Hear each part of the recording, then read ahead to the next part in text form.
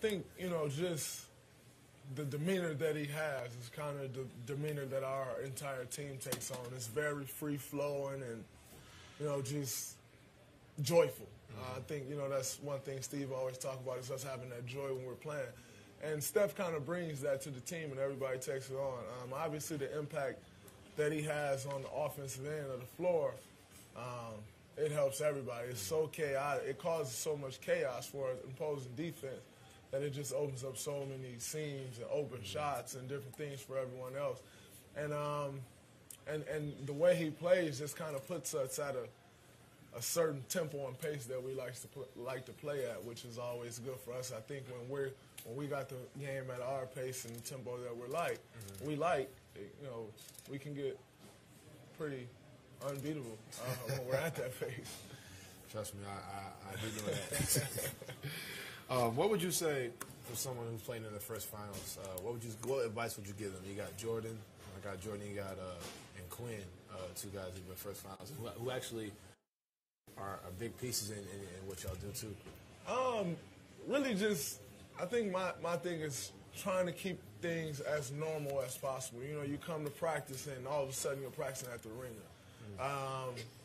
Media before practice or to start practice or at the end of your practice. Like trying to keep your routine as normal as you possibly can, because it's a shocker when you've gone 82 games as a rookie a certain way. And then you've gone all through the playoffs with a certain routine, and then you get to the finals. And the schedule of all of it just throw everything you've ever done off. Family coming in town, everybody want to come in town for the games.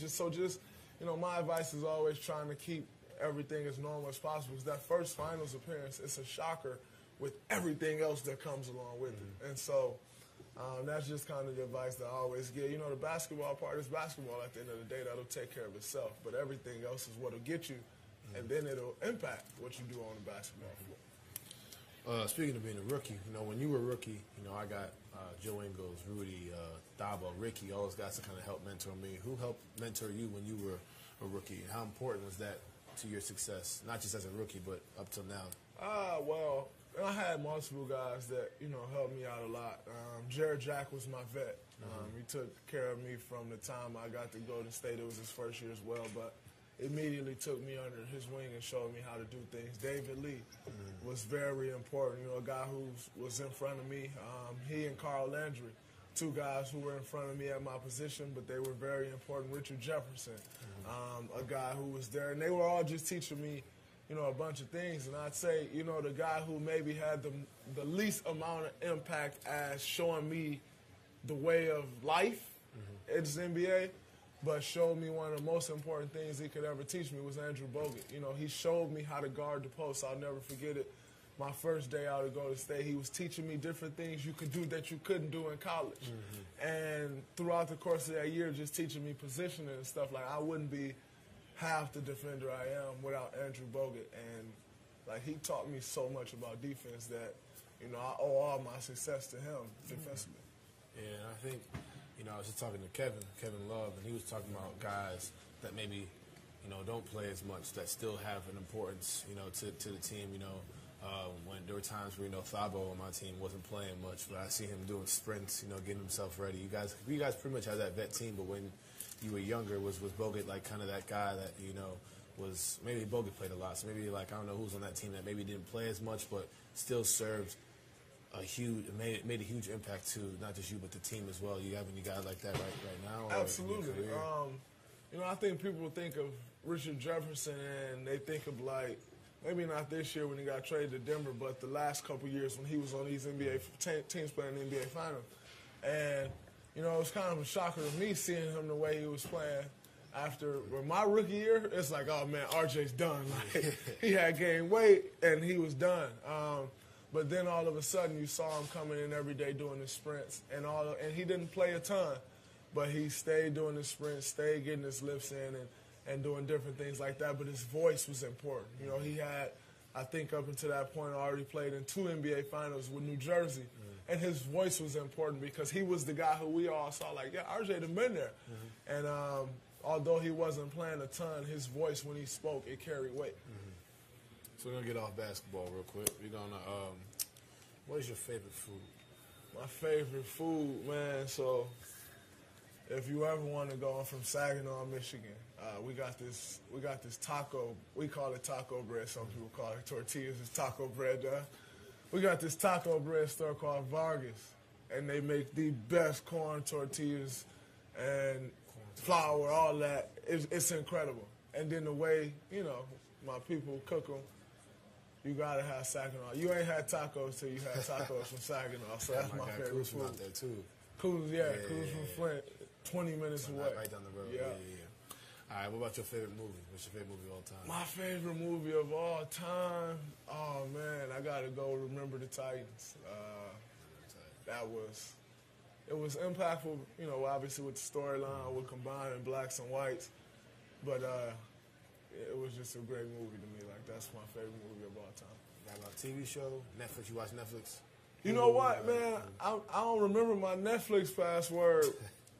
But I watch, like, a lot of stuff that come from Netflix, but I don't get to see it on Netflix, and I don't know why I don't ever figure my password out. But my favorite TV show is definitely Power. You know, I love Power. Power, no, Empire. I watched Empire for, like, the first couple seasons, then I just stopped. Yeah. And now I heard it got back good, so I may go back and catch up on it. You're a pretty fashionable guy, you know. I've seen your style, seen what you be wearing, but you know, where do you get your inspiration from? But I gotta tell you, the suit shorts, I'm not a. You can't rock with this. I ain't rocking with it. We'll get you. We'll get you one day. No, but for me, I think fashion. You know, I used to always say like, man, I love fashion. But one thing I realized, and a good friend of mine told me is, she's like, you don't love fashion. I was like, no, yes, I do love fashion. And she showed me a mistake that I was making that I said I'd never make again. I'm not into fashion. I'm into style. You know, I think so many people think, you know, like, oh, man, I'm into fashion. Like, no, Russell Westbrook's into fashion. Like, he will go to a manufacturer and pick out his fabrics and put stuff together. He loves fashion. He will read books. Like, you could just tell by things he do. He's into that. Yeah. I'm not into that. Like, I don't care what fabric this shirt is made of or what, you know, the shoes are made. I don't care about that. Yeah. I care about how I look. And so I'm into style, and I think style is it's just a way of expressing yourself without saying a word. You know, I can look at somebody, like I love shoes. I can look at somebody's shoes, a woman, for sure, and tell everything I need to know about a woman. I can look at a guy's shoes and tell exactly what type of dude he is. Like, it's a big thing with me. And so I love style, and it's just a way of saying who you are without saying a word. So, I'm change the question then. Favorite accessory, like favorite style of accessory that you got? My favorite accessory is my watches. I know that people may not say that's an accessory, but to me that is. I think, you know, you could tell a lot about somebody by what type of watch they wear. And I love, my favorite one, I got a skeleton AP rose gold. That's my favorite one. But yeah, I really love watches. And I think you get the right outfit on and you ain't got the right watch to go with it, it messes it up. You got the right watch to go with the outfit and then take it over the top. I made the mistake of wearing the gold chain with a silver watch. It didn't really work out. Man, you're still young. You get it all together. All right, that's two questions for you. What legend would you want to have on your team in the NBA Finals? Oh, man, legend I would want to have on my team in the NBA Finals. I got to roll with Mike. You know, the things that he was able to accomplish in the NBA Finals it's like second to none. Yeah. So I got to roll with Jordan. All right, Jim, I appreciate it. Here at Game Finals, good luck. Thank you. NBA Finals, good luck in Game 3. Thank you. Appreciate it.